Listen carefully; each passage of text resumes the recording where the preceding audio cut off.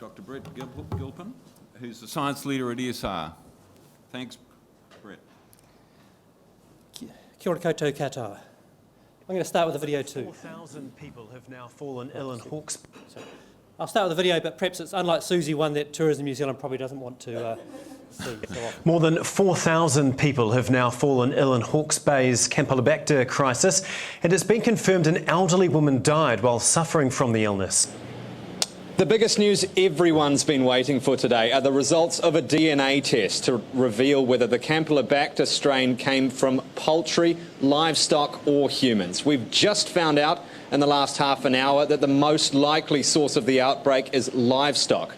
Now, the Council has identified a number of properties that are potential sources of that contamination, and while this doesn't rule anything out, it does give investigators something to work with, and it gives residents here in Havelock North the chance to finally get some answers.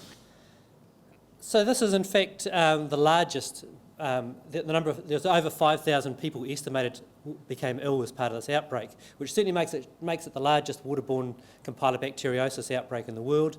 And it's probably also, I think, the one that's had the most science applied to it.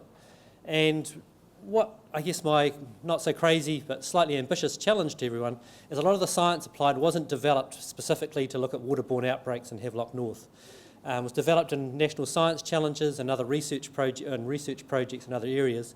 And the challenge really is for people to take their science and apply it in areas where it's most needed and where it can have benefit. So Campylobacteriosis, this outbreak caused by Campylobacter jejuni, which is a small bacteria that's found commonly in the digestive systems and therefore faeces of a wide range of animals. These cows, sheep and chickens there with the smiles on their face have those smiles because although they may have millions of Campylobacter per gram of faeces, it causes no ill effects in those animals. It's part of their normal biota, part of their normal ecosystem. However, if people like you and me ingest perhaps just 10 of these Campylobacter, we can think we're about to die. Diarrhoea, vomiting can last for up to 10 days in people, and some people have some ongoing effects such as reactive arthritis, which can carry on for months. So Campylobacteriosis is New Zealand's most commonly notified disease. There's more than 7,000 cases every year in New Zealand. And the Hawke's Bay, along the bottom here, this is the normal number of cases that would occur in the Hawke's Bay. So you don't need to be a real epidemiologist to work out this is a very significant outbreak that occurred rather quickly. And the rapid onset of cases, all within a fairly widespread area, within particularly Havelock North, pointed the focus at the water supply. And the water for Havelock North at this time came from a bore, and a bore is really just a well drilled into the ground, so a hole drilled into the ground, which at a depth of about 13 metres in this case is a submersible pump. That was pumping water from the aquifer. So this is sort of a cross-section view, so there's in yellow here the three bores 1 and 2 which were used, and the groundwater system here, or aquifer, which Graham will probably illuminate you more about, is, and we're, as you've just heard, 600 billion litres of our water, cubic metres of our water exists, is pumped to supply this water. So we received water, the outbreak was sort of started to be identified on the Friday, and on the Saturday we received water from the bore samples and also from the reticulated water. We filter this, and drinking water and indeed the aquifers aren't a sterile environment. They're an active ecosystem with, as you'll see in the next presentation, a range of organisms present, including lots of microorganisms. So to look for Campylobacter in this water, we use specific media that's able to grow the Campylobacter while suppressing the growth of other things. This takes a couple of days, and in another couple of days afterwards, we've plated it onto agar, and if you get Campylobacter growing on those, then we do some further identification. So from those water samples, the 2 bore water samples and the reticulated water, there was E. coli in all of those samples, and there should be less than 1 E. coli per 100 mils for safe drinking water. We also, somewhat surprisingly, detected Campylobacter in all the reticulated water as well as one of the bore samples.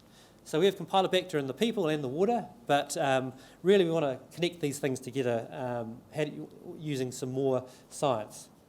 And one of the tools we used was this MBIT genotyping method, which was something we developed for another purpose, and is able to characterise Campylobacter using the presence or absence of 18 genes. So you get these sort of barcode patterns.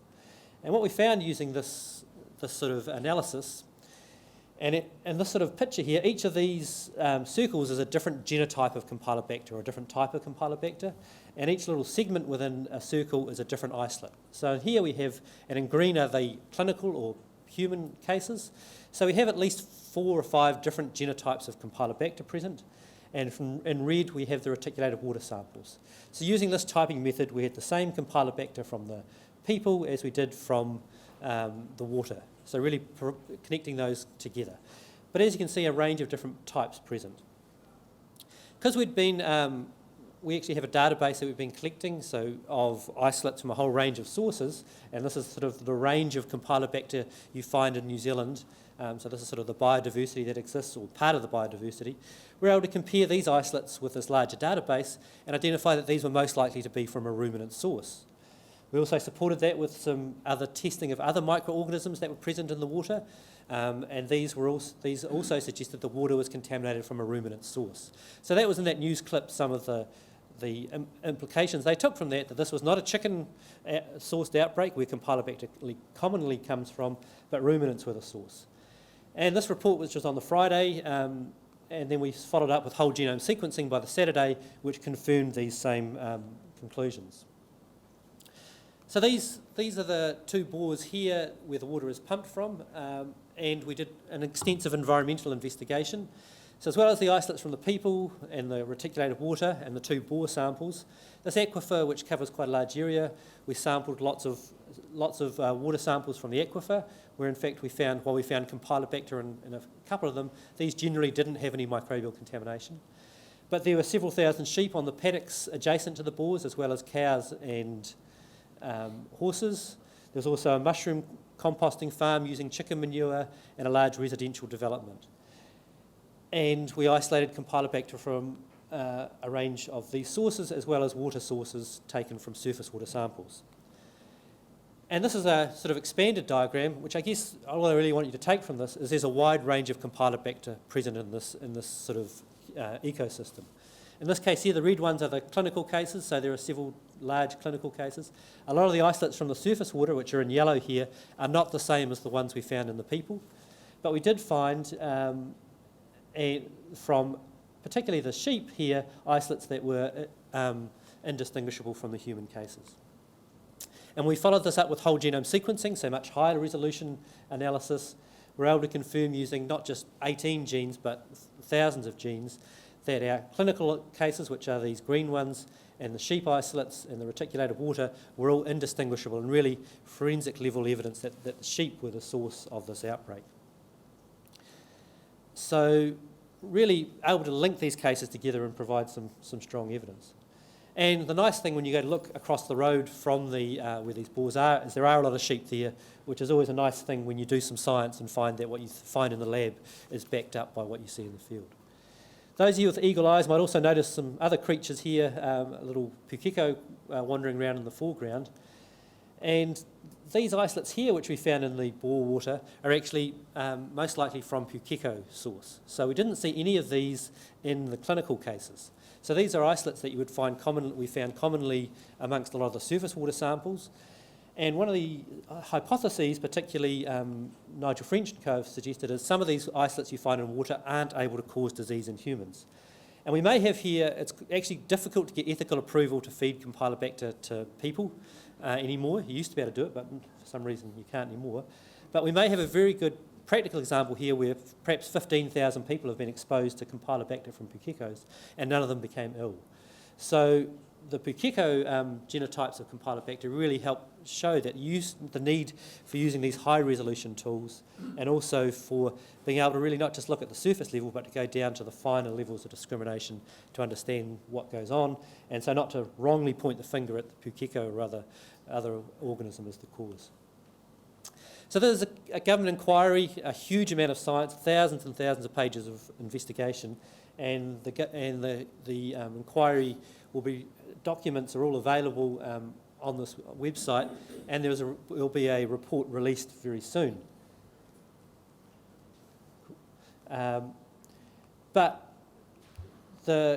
This report and this inquiry will obviously be the key place to look for evidence of what happened. But the question of how did the Campylobacter from the sheep actually get into this groundwater system, and why did it only occur at this time and not anywhere over the last 15 or 20 years when they've been using this water source on and off? And as with most of these situations, this is a perfect storm event, or maybe a black swan event, as I've learned this morning. Might be an equal description for it. Because what we have is, in this case, a contaminant source very close by, which is these sheep. And these sheep are actually, in the summer period, the farmer uses this land for cropping. So these sheep were just put on this land for fattening up over winter. And these carried within this digestive system this Campylobacter, and these particular strains were obviously virulent and able to cause disease. And at least some of these sheep were carrying very high levels, certainly not at the average or low levels. And we were actually very fortunate these guys were carrying Campylobacter and not something like E. coli 0157. If they'd been carrying high levels of E. coli 0157, we would have had at least 10 to 20 dead children as a result of this outbreak, and many more that would have been on dialysis and with much more severe impacts. So while this outbreak had some very severe impacts, it could have been much, much worse. We also, in the perfect storm, and severe weather events almost always accompany at least 50% of waterborne outbreaks worldwide.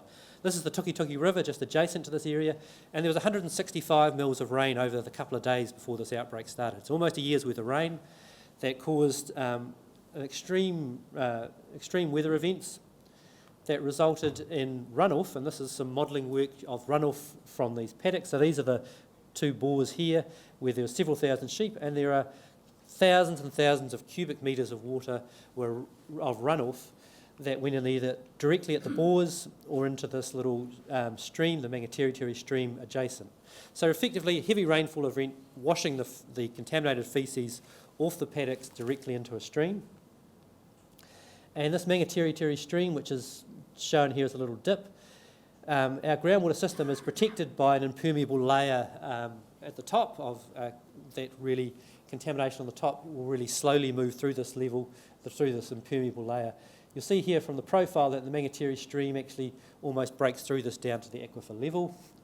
And this stream is typically dry, so there was no flow in the stream before the outbreak, but the heavy rainfall event, there was a spike in water through it. And it's also possible that some of these willow trees that had been growing in this stream, their roots may have grown down through this aquifer and through creating a pathway down into the aquifer. So the contamination event was really this combination of events that was always sitting there ready to happen, and I think is happening in lots of other places. So lots of people to acknowledge who I can't possibly do in the short time, except to say this is a real team event. None of these people were sitting there waiting for the world's largest waterborne outbreak. Lots of them were doing other things, but able to take their expertise and their personal effort to apply to it. And if you want a much more in-depth and long and more detailed explanation of what's gone on, I'll do a blatant advertisement for the International Society for Subsurface Microbiology, which is holding its first conference in New Zealand. It's an international conference that's being held in Rotorua in November, and you can still submit abstracts till the end of May. And this is really looking at everything to do with subsurface microbiology, whether that's in caves, at the bottom of the ocean, in the groundwater system, or anywhere else below the surface. So I encourage you to have a look there. And thanks. And I guess as the very final slide, this is the good cartoonist in Christchurch, Al Nisbet, who, when the outbreak started, identified cows and sheep as the likely sources. And I guess this is where science really played a key role in showing that these obvious suspects, although potentially they were in the area, weren't actually the ones that were where it was coming from, and we could find it elsewhere. Thank you very much.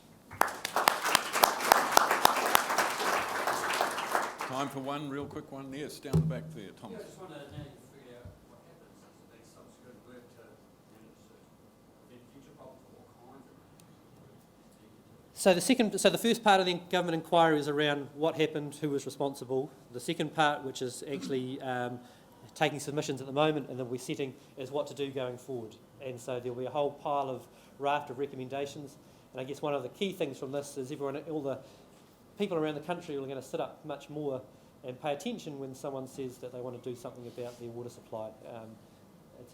No one, I believe, was actually really at fault here. It's a balance of the number of dollars you need to spend and the time, expertise, and Thank you, Brent. Right.